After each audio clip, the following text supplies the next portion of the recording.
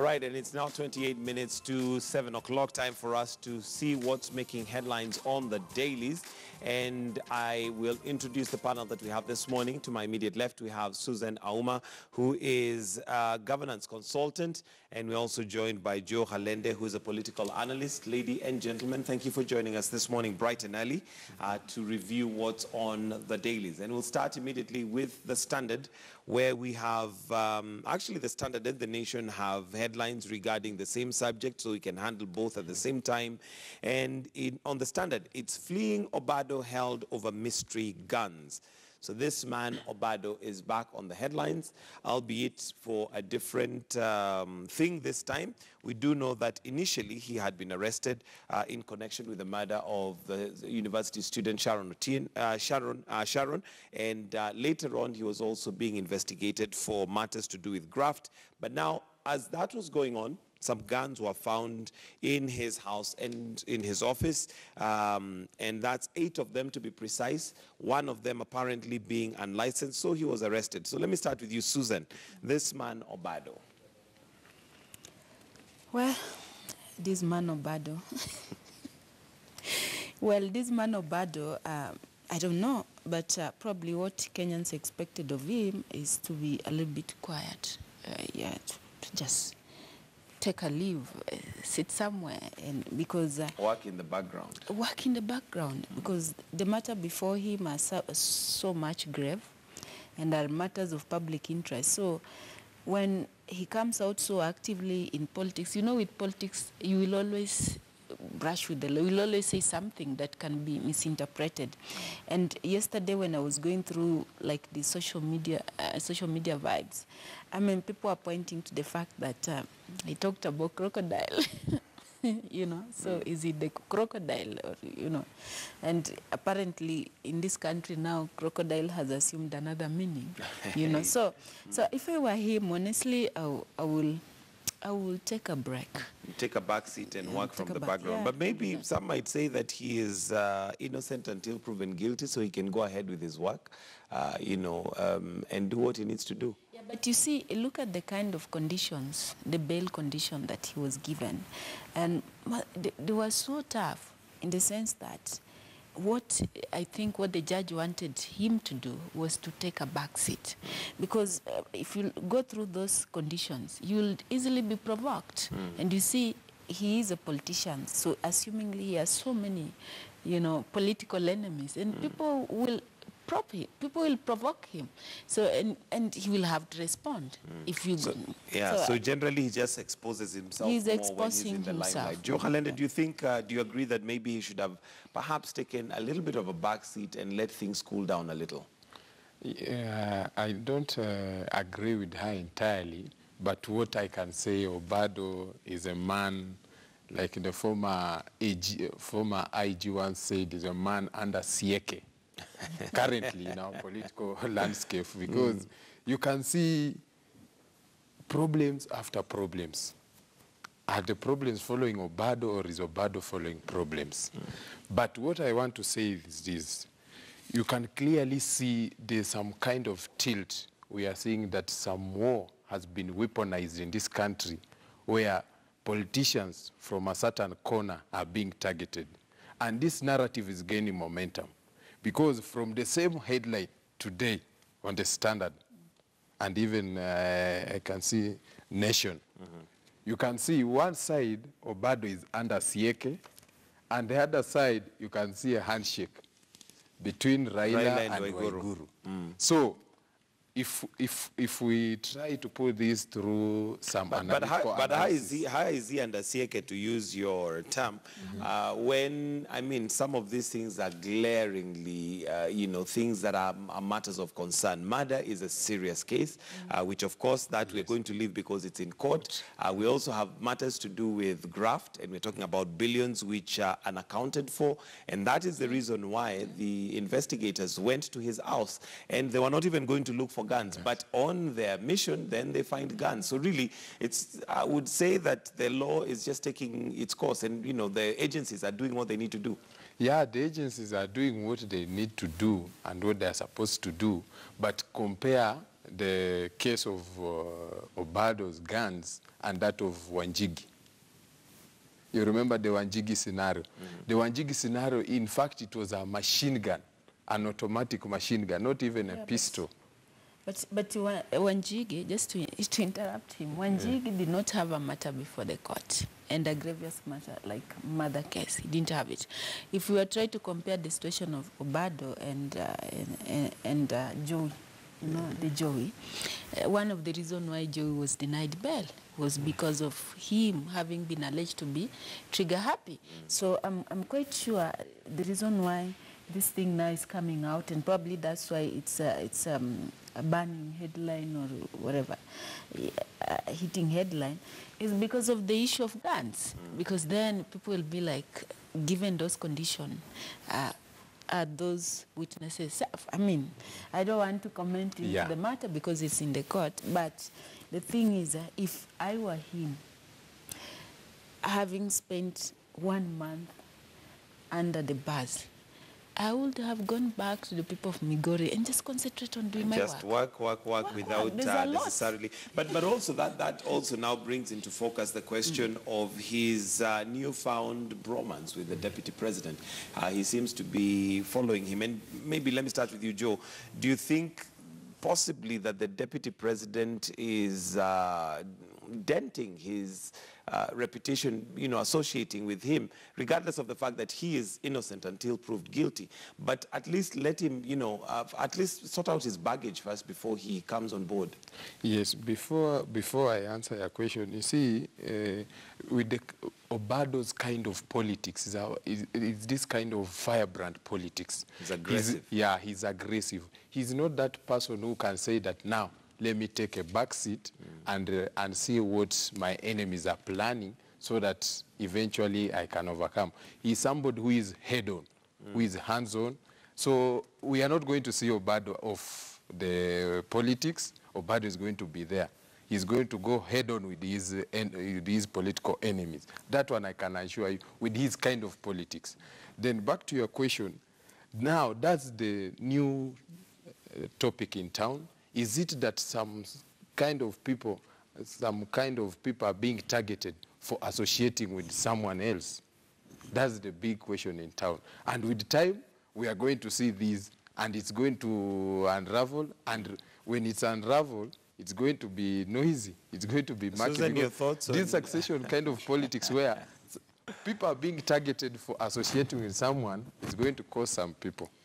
I think my thoughts are a little bit different. One, yes, I appreciate that he's a politician. He's doing his second term as the governor. But the question is, before then, I'm sure many Kenyans, they hardly knew about Obado. Obado came into the limelight just a few, like 1.5 months ago, when that incident took place. That's when many Kenyans now started being interested. Who is this Obado? So when you say he's, yes, I know he's a vibrant politician, and in Migori, and that we've seen mostly in Migori, not even in the entire Nyanza region. But again, I want to say, deputy president, of course, is the deputy president of this country, and Obado is not the only person who is associating with him. In the law, yes, he's innocent until proven guilty. But in the court of Kenyans, in the public court, he's guilty until proven innocent. And that's why the perception, whenever some issue prop up like this, many Kenyans are like, hey, I mean, is he not even remorseful? Is it, you know, those questions are bound to arise. And of course, people will now question that, according to Kenyans, we know he's guilty until proven innocent. Then why is our deputy president probably associating with him? And there's nothing wrong. Him is doing it in terms of law. He's observing law. This guy is still innocent. So he can work with anybody, because in any case, he's still the chief of Migori County. Migori County wants development, so he can work with. But he's not the only person. Then to say that he's being targeted, I don't think so. All right. And talking about associations, we also have, like you've mentioned, on the Standard, Raila, Waiguru, and hostilities. And I guess this is a ripple effect of the handshake, and we can see there's a handshake there in the spirit of, in fact, using Waiguru's words, in the spirit of the handshake, they have buried their hatchet. But then that leaves the question of the accusations that the former prime minister had made against Anne Waiguru. And he was very categorical, he was very forceful when he said that there is evidence showing that she may have been involved. So what happens to that? And in the minds of Kenyans, where does that leave the NYS case, especially now, given that the Prime Minister was one of those who were very, very vocal about it? Yes, personally, I have this feeling with our politicians, given the caliber and the nature and the questionable characters from our politicians. And in this country, it's now known that if you want to be a politician, forget about principles, forget about values, and be somebody else, be a different animal. Yeah, be selfish. Because in 2015, it was, if you want to end corruption in this country, Waiguru must go. But today, for us as a country to move forward and have a unity of purpose, we must have a handshake with people like Waiguru. So, what has changed between 2015 and now? And if the fight on corruption is serious in this country, there are things we must tackle. First, NYS 1. 2, the SGR issue. And 3, the national debt we are having. If we don't talk about those serious issues, we are not going to say that we are tackling corruption. It's just sideshows. Okay, Susan, your thoughts on now the newfound, let's say, relation and mending offenses between Raila and Waiguru? I just hope and believe that that handshake does not acquit her. It does not make her innocent. Yeah, I'm just, from the people, again, I'm saying from the Kenyans' mindset. Because when you mention NYS scandal, what is the first thing, or who is the first person that comes into your mind? Allegedly is Anne Waiguru. So, and they want to believe that the beef, or the beef that was there, or differences that were there between Honorable, yeah, Her Excellence, you know, His Excellence Raila and Her Excellence Anne Waiguru, was not personal. It was not personal. Raila was looking at it on behalf of Kenyans. He was trying to push forward Kenyans' interests, asking questions on behalf of Kenyans. And I believe that he is still going to do that. Because, yes, we can check, but it does not mean that the institutions, and I think he said that yesterday, that institutions have to do their work. But again, I think this is an opportunity for Kenyans now and our leaders to institutionalize the fight against corruption. It should not be seen as if it's individuals' efforts. Like the way people are saying now opposition is dead. Why? Because they are afraid that now with Raila working closely with President Kenyatta and Kalonzo also following the suit, it's like now who will speak. People forget that the current, the current constitutional dispensation, what it did, it tried to institutionalize the opposition. And that's why in Parliament you have the leaders of minority and, the minority there. So sometimes it's really annoying when you find an MP from the minority side saying, also commenting to the effect that the opposition is dead. Then you ask yourself, Raila and Kalonzo do not have structural portfolios actually in the Kenyan governance system. They just happen to be party leaders, where in the constitution do party leaders are they recognized just because they have people behind them, so there are figures which you cannot ignore. So for me, I think this is a challenge to the institutions, to members of parliament who are there, who are in the minority leadership, to stand up and start challenging government of the day. But if we, and that one will help us to shape even our politics to be more of issue-based as opposed to personality-based. So I think Parliament, the lead of the minority leadership, can still pursue Anne Waiguru. They'll still have questions. She still has questions. And I guess maybe even to spread it further, not necessarily even pursue Anne Waiguru, but pursue anybody who has, been, you know, grafted. We're not saying that she's guilty, but anybody who has maybe, for instance, there are quite a number of cases that have been brought about by the Auditor General in county levels, and that should not be seen as personal targets. Joe, you wanted to add on to something? Yeah, I wanted to add on to something. Currently, what we are facing as a country, someone told me sometimes back in 2016 that in this country we need a third force.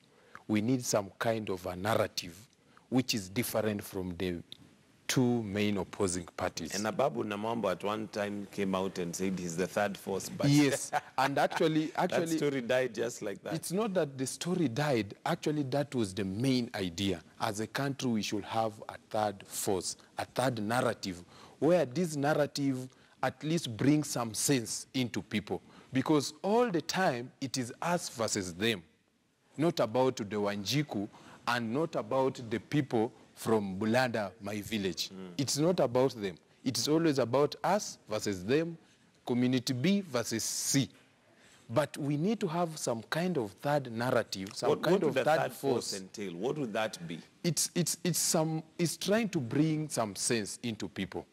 It's trying to say that, hey, gentlemen, this is not the way as a country. We people feel that we should be tackling corruption. We should be ensuring that our economy is sustainable. We should be ensuring that people have water in their houses. We should be ensuring that the living standards currently in this country today, if you are to talk about the living standards, they have gone high, and nobody is talking about them. Because yesterday, even the energy regulatory body was saying that the fuel prices are going to go high. But nobody is talking about it today. Everybody is focused on the two issues going around in the country about the handshake and the Obado, and nobody is talking about the real people of Bulanda village. And what they're going through. But we're supposed to talk. I mean, the question is, when we talk about the third force, we have civil society in this country. What are they doing? It doesn't have to be an elected... A political outfit. Yes, and that's why I said it's an ideology. Then we also have Dr. Ekroko's third force. I mean, which other third forces are you looking for? So for me, what I think, the only positive thing we are getting from the so-called handshake is that we go back to the institutions. Because for a long time, we've had this thing, you can commit whichever crime you want, you can be corrupt, and then once you associate yourself with a certain political leader, then you are cleaned, you are cleansed, then you are fit to go. Because I'm sure if today, let's say there was to be a collabo between the Honorable Anne Waiguru and Honorable Raila Odinga, and we see now Raila supporters are likely to start, praising her. Suddenly she becomes sanitized. So for me, what I expect Raila Odinga to do right now, it's say, well, I will shake hands with everybody for the purposes of unity, but, I mean, people have to carry their own cross. Okay, and the question, of course, then would be, does unity at the top necessarily percolate to mean unity at the, the base? Are we united as a country because the top is united? There was a semblance of peace. There was definitely a good start. But is that where we finish our unity pact?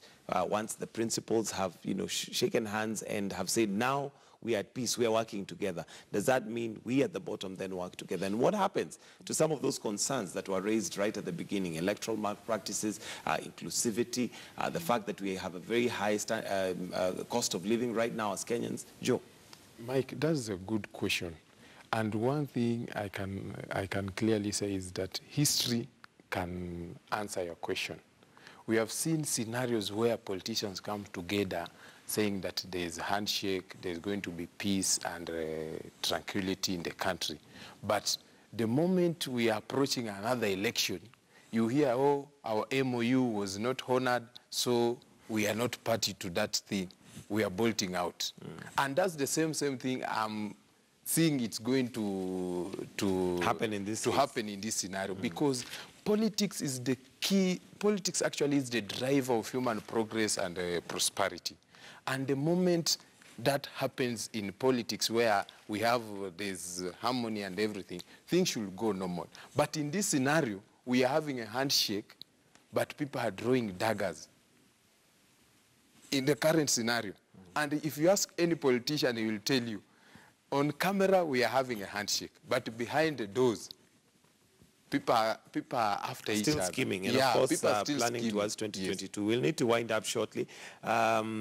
Susan, your thoughts on whether the unity at the top necessarily will filter down to the bottom? Because again, some of those issues that divide us as Kenyans have not been dealt with. Right now, we have the Building Bridges Initiative team, the 14-member team. They've started their public participation exercise in Kitui and I believe Makueni counties. But the question is, what new thing are they going to bring that we don't have in the Kriegler report, that we don't have in the Dungu report?